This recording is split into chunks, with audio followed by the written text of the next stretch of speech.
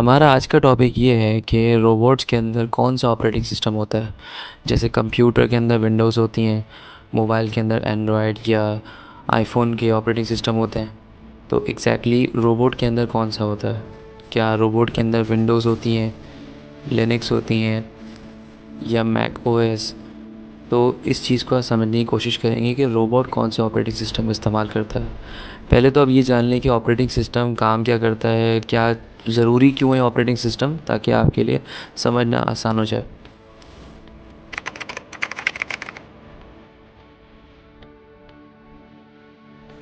Operating system का काम ये होता है कि उसे जिस भी मशीन के अंदर डाला जाता है, उस मशीन के तमाम कंपोनेंट्स को वो कंट्रोल करता है और लिमिटेड ऑफ एक्शन के तहत वो ऑपरेटिंग सिस्टम उन मशीन के तमाम कंपोनेंट्स को चलाता है। फॉर एन एग्ज़ाम्पल, आप अपने कंप्यूटर के अंदर फ़ाइल कॉपी कर सकते हैं, पेस्ट कर सकते हैं, कट कर सकते हैं, लेकिन आप कोई नया प्रोग्राम लिख नहीं सकते। आपके कंप्यूटर में जो जो चीज़ आपको करने की इजाज़त दी हुई है, अपने साउंड को एडजस्ट करना, ब्राइटनेस को एडजस्ट करना, वो आप लिमिटेड हद तक कर सकते हैं। फ़ोन कॉल सिस्टम को जैसे ग्रीन कलर के बटन से रिसीव करते हैं, ऐसा नहीं हो सकता कि आप उसे रेड कलर के बटन से रिसीव करें। तो जो चीज़ें आपको लिमिटेड मिली हैं, आप उनसे ही काम चलाते हैं। तो ये होता है एक ऑपरेटिंग सिस्टम। ये वैसे भी इसीलिए होता है क्योंकि अगर आप इलेक्ट्रॉनिक कंपोनेंट्स का ज़्यादा इस्तेमाल कर लेंगे तो वो ख़राब हो सकते हैं, तो उन्हें एक बिट ऑफ डेटा रेट के हिसाब से चलाना होता है ताकि कंपोनेंट ख़राब नहीं हो। अब रोबोट क्या इस्तेमाल करता है? रोबोट के अंदर ऑपरेटिंग सिस्टम इस तरह से काम नहीं करता। दरअसल उसमें मेरे हिसाब से तो ऑपरेटिंग सिस्टम होता ही नहीं है। रोबोट दो चीज़ों पे चलता है, सेंसर्स और फ्रेमवर्क।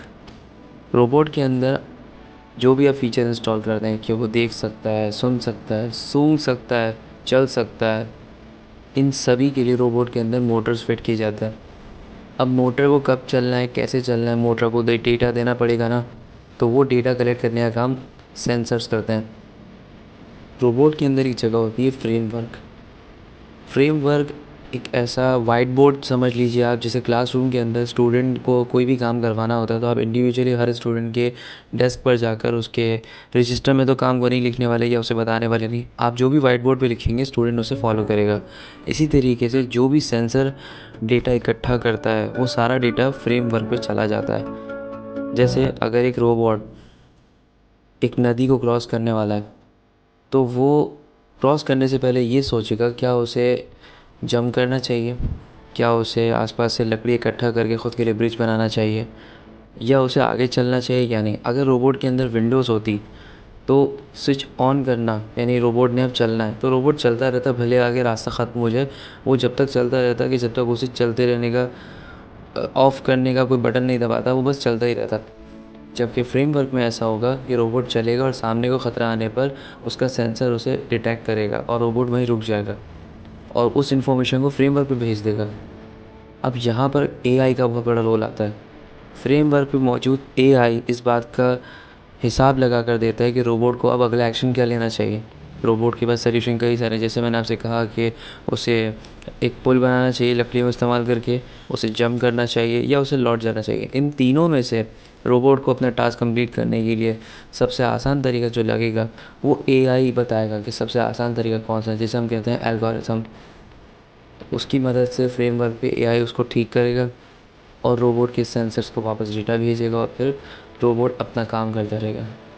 समरी अगर हम इसकी समझें, यानी आसान लफ्ज़ों में, तो यही कहा जाएगा कि रोबोट के अंदर कोई ऑपरेटिंग सिस्टम नहीं होता है।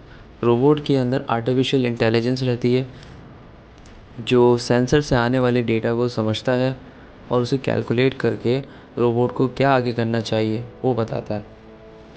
अगर कोई बात समझ में नहीं आई तो आप कमेंट कर सकते हैं। वीडियो पसंद आई तो लाइक और सब्सक्राइब कीजिए।